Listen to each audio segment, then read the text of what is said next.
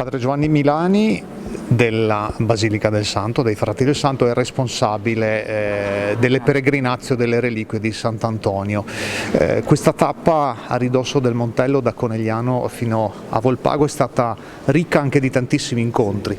Sì, tante persone hanno aspettato anche le reliquie ed è stato molto bello perché ogni tappa, ma non ogni tappa di tanti chilometri, ma veramente molto brevi, c'erano persone addirittura anche in ginocchio che aspettavano veramente con fede la reliquia di Sant'Antonio. E proprio il tragitto del nord-est si chiama la devozione popolare e oggi veramente abbiamo sperimentato con gioia e con commozione anche questo evento, come Antonio ancora veramente suscita amore nei cuori. È stato straordinario. Romeo, guarda che sei tu, siamo tutti noi altri là. Ho fatto 7-8 anni di chedichetto e già che l'avete anche lì. Gloria al Padre, al Figlio e allo Spirito Santo, come era nel principio, ora e sempre, nei secoli dei secoli. Amen. Per l'intercessione di Sant'Antonio, Dio Onnipotente vi benedica la vostra famiglia, le persone che portate nei vostri cuori, nel nome del Padre, del Figlio e dello Spirito Santo. Amen. Da Gemona fino a Padova, passando per le zone del Montello, come è nato questo nuovo cammino di Sant'Antonio? Il progetto nasce 2 anni fa dalle intuizioni di un frate che adesso è stato trasferito a Roma ed è stato realizzato negli ultimi 2 anni da un gruppo di amici pellegrini volontari.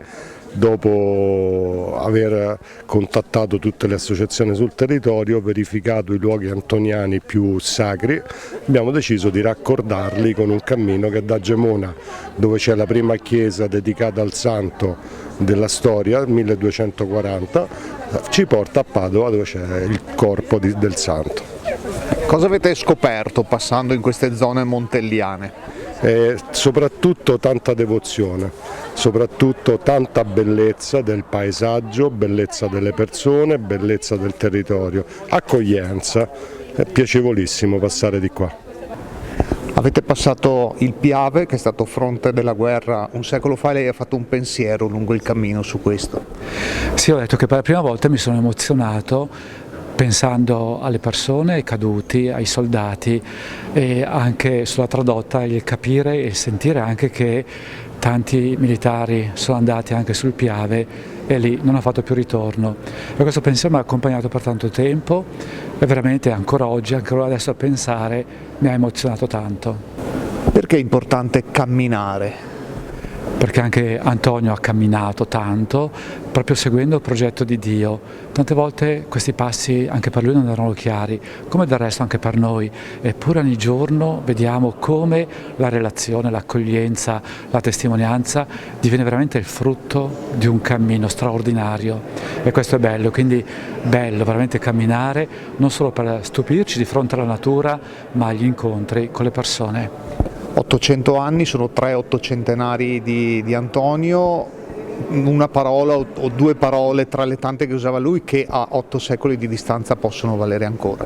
Sì, la bellezza di questi 800 anni, anche dall'incontro con Francesco, è proprio stupore, amore e tenerezza che ha segnato sia il cuore di Francesco e San Francesco, ma in modo forte anche di Sant'Antonio. E queste 3 parole veramente devono essere anche il nostro stile di vita per accompagnare la nostra quotidianità.